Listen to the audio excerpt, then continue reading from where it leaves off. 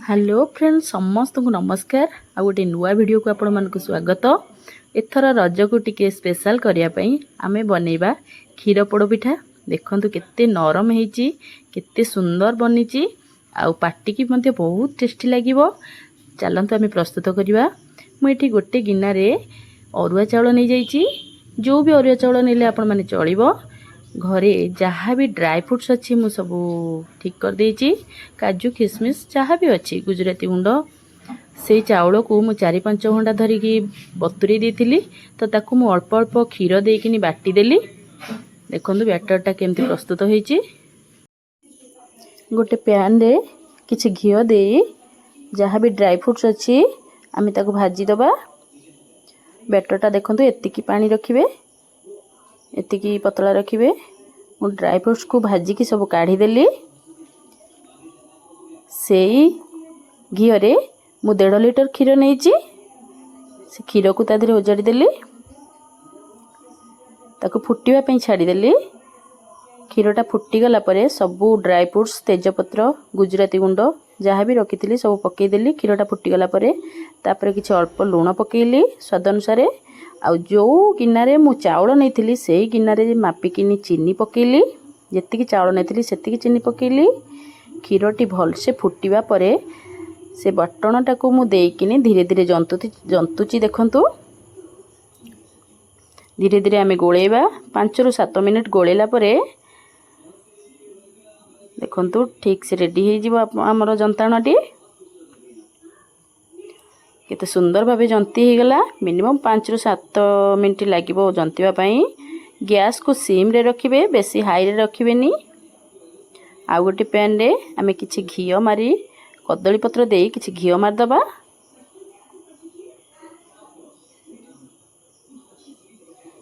घियोटा को चारियाडे भल से मार दबा। से कदली पत्र उपरे आमे से गरम गरम जंताणटी को दे दबा। सबु देला परे पानी हाथ होइकिनी आमे ताकू सम्मान कर दबा। सुंदर भावे पिठाटी जेमती हुए ताकू आमे कर दबा। तापरे मु किछि चेरी दे देथिली। देखंतु केते सुंदर भावे मु दे देली। ता उपरे किछि घियो मु दे देथिली। किछि घियो दे दबा। तापरे आमे गैस रे बसेबा। गैस को सिम रे रखी कि मिनिमम 20 ରୁ 25 मिनिट आमे बसेबा।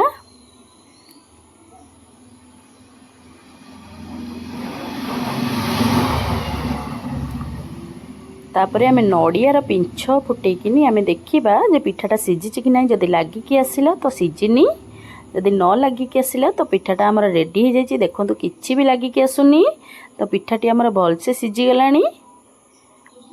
एबे आमे गैस टी को बंद कर दबा। आउ किछि समय पई गैस बंद हेतिबो।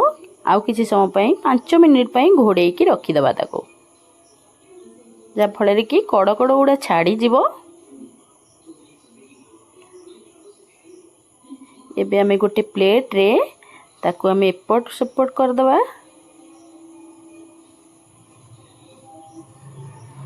देखंतु केते सुंदर भावे तळ पोड़ी जाईची।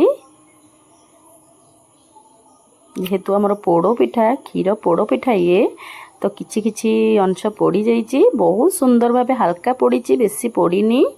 बहुत सुंदर लगे सेटा। देखंतु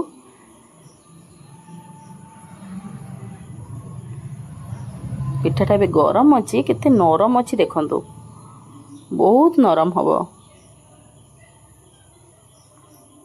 मु काटिकी देखौची। देखंतु केते सुंदर नरम पिठा। जेतिकी नरम लागिवो खाइबा को मध्य सेतिकी टेस्टी लागिवो।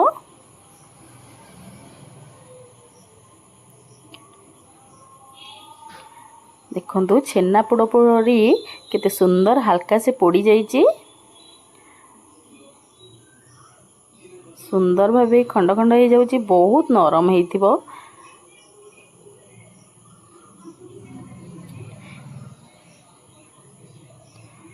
देखंतु केते नरम हेची। वीडियोटी जदि भल लागिथिबो तो लाइक करिवे, सब्सक्राइब करिवे। एथर रजरे एई पोड़ पिठाटी बनेकी खांतु। रहुची। ହାପି ରଜ।